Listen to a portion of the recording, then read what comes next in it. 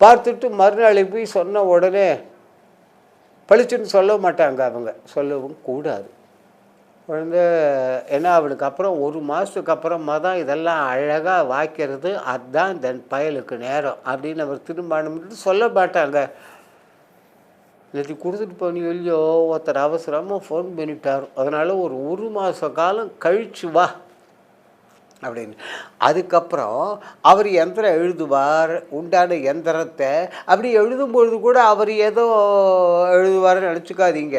அவர் தனக்கு உண்டான பூஜைகள் இருக்கு இல்லையா, அந்த எல்லா பூஜையும் முடிச்சுவிட்டு அதுக்கப்புறம் மறுபடியும் நீராடி, அதாவது குளிச்சுவிட்டு எல்லா அனுஷ்டானங்கள் உண்டு அதை முடிச்சுட்டோ, இதுக்கு உண்டான எந்திரத்துக்கு உண்டான பீஜாட்சர மந்திரங்கள் மூல மந்திரம் இருக்கு இல்லையா, அதை சொல்லிக்கிட்டு அதில் சித்தி அடைச்சிருக்கணும்னு திருப்பி சொல்கிறேன்.